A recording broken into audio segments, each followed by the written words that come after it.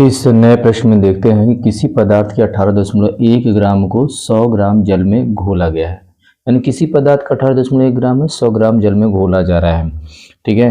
विलयन का वाष्प दाब 87 मिमी हो गया।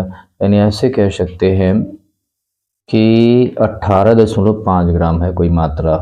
जैसे ही आप सोचिए 100 ग्राम जल था, ये आपका 100 ग्राम जल है, ये आपका 100 ग्राम जल है।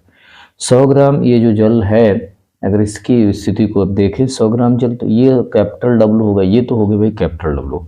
लेकिन इसमें 18.1 ग्राम आपका क्या मिलाया जा रहा है, विलेय का भार स्मॉल डब्लू मिलाया जा रहा है। ठीक है।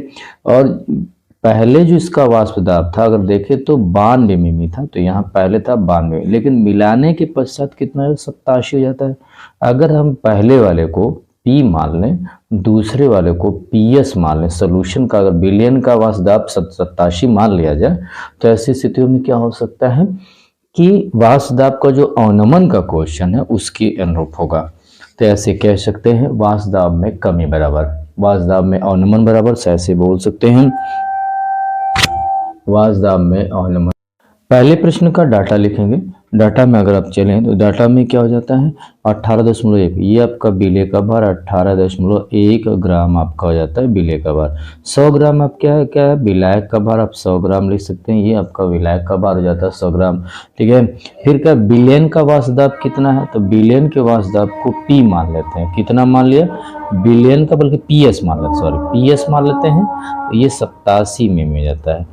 तो पीछे बताया कि नहीं मिलाने के बाद 87 हो रहा है, तो PS का इसको P मान लेते हैं, ये आपका 92 मिमी है। एक चीज है कि वाष्प दाब के अवनमन के नियम के अनुसार देखें, जब कोई भी, जैसे आप ये सोचिए, जैसे आप ये पदार्थ था, ठीक है, मतलब इसमें ऐसे कह सकते हैं कि इसमें मिलाया जो जब जा रहा है तो वाष्प दाब में कमी ही होगा।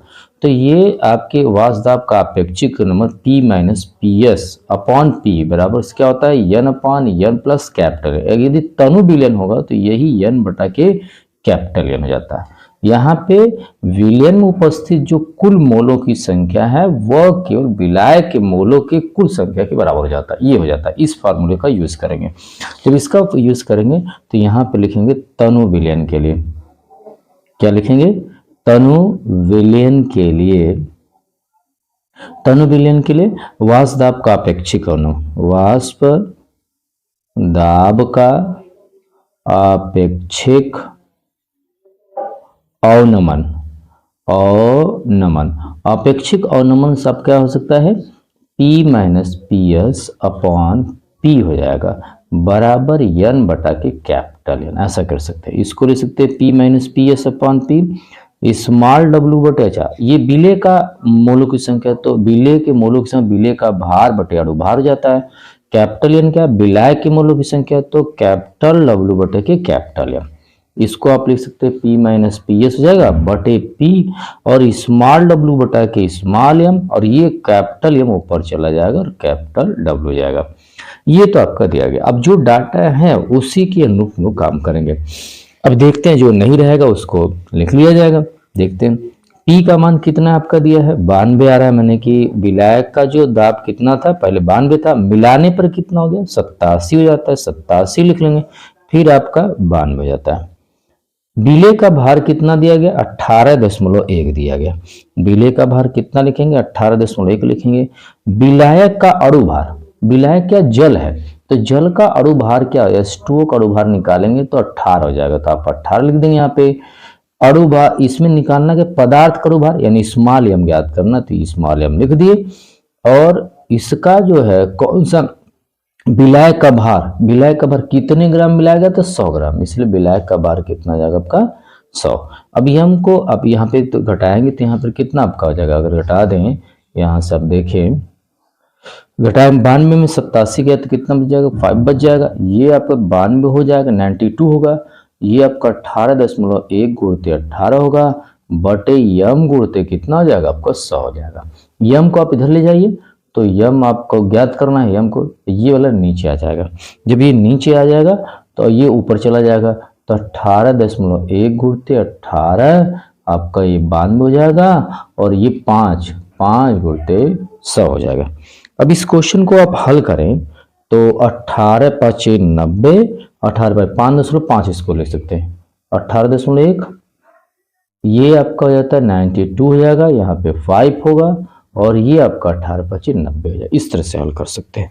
इस पूरे क्वेश्चन को आप हल करेंगे तो इसकी जो वैल्यू आएगी वो 59.9 हो जाता है ग्राम प्रति मोल, 59.9 ग्राम प्रति मोल, या तो ऐसे भी कर सकते हैं ग्राम प्रति मोल।